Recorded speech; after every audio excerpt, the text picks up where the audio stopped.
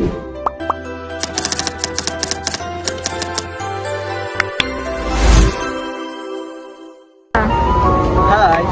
kenalkan saya Surya dengan NIM 37. Halo, aku Arisma Kurnia Indarsari dengan NIM 40. Halo, nama aku Tiara Karamadani dengan NIM 088. Kami akan membawakan materi yaitu positisme dan post-positisme sebagai landasan berpikir ilmiah. Nah, filsafat ilmu telah mengalami perkembangan melalui berbagai periode, termasuk periode klasik, abad pertengahan, abad modern, hingga periode kontemporer positisme. Nah, sebagai bagian dari periode abad modern, merupakan paradigma ilmu pengetahuan yang mengandalkan pengalaman empiris sebagai dasar pengetahuan. Dalam positisme, sebagai hal atau fenomena harus dapat diukur secara positif atau pasti. Nah, memandang realitas sebagai sesuatu yang objektif dan tunggal, namun kritik terhadap positisme muncul dengan berkembangnya post-positisme. Post-positisme menekankan bahwa realitas bersifat subjektif dan plural, serta menolak pandangan bahwa ilmu pengetahuan bersifat bebas. Di sini, pengetahuan tidak hanya didasarkan pada fakta empiris semata, tetapi juga pada interpretasi subjektif dan pemahaman yang lebih mendalam. Nah, di sini kami memiliki beberapa rumusan masalah. Yang pertama, yaitu apa definisi positisme berpikir ilmiah dalam filsafat ilmu. Yang kedua, bagaimana prinsip positisme berpikir ilmiah dalam filsafat ilmu. Yang ketiga, apa definisi post-positisme berpikir ilmiah dalam filsafat ilmu. Yang terakhir, apa saja yang dimiliki oleh post-positisme berpikir ilmiah dalam filsafat ilmu. Nah, definisi dari positisme berpikir ilmiah.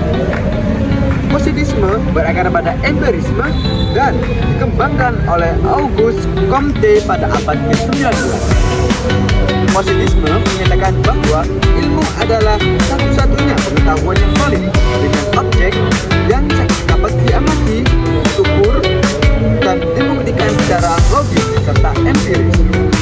Nah, dikutip dari Auguste Comte, ilmu pengetahuan adalah satu-satunya pengetahuan yang sah, menunjukkan bahwa pengetahuan yang bersumber pada fakta empiris dan dapat diuji secara ilmiah yang dianggap valid. Oke, di sini aku akan menjelaskan tentang definisi ilmu positivisme. Positivisme adalah aliran filsafat yang berangkat pada empirisme dan dikembangkan secara sistematis oleh Auguste Comte. Aliran ini berpendapat bahwa ilmu pengetahuan, sains, merupakan satu-satunya bentuk pengetahuan yang sahih atau valid karena bersumber pada fakta yang empiris dan dapat diamati, dapat diukur dan dapat dibuktikan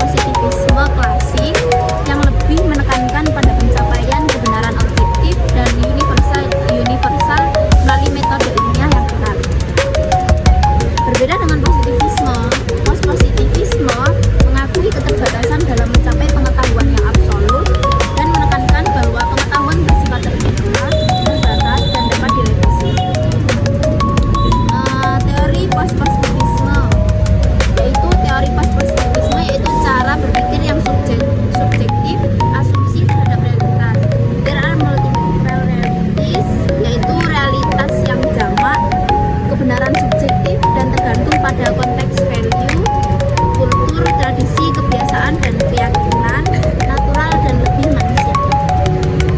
Di sini saya akan menjelaskan tentang beberapa metode dari triangulation.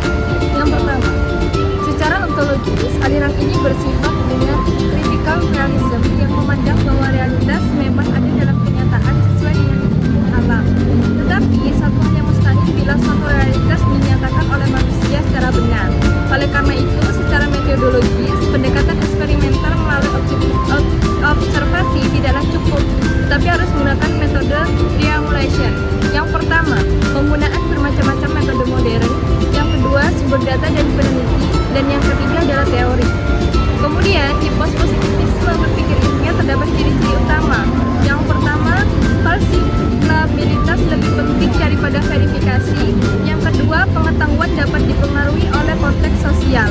Kemudian, post-positivisme muncul pada abad ke-20 sebagai pengganti dari positivisme. Menurut Karl Popper dan juga Thomas Kuhn dari American British menjelaskan bahwa falsifikasi menjadi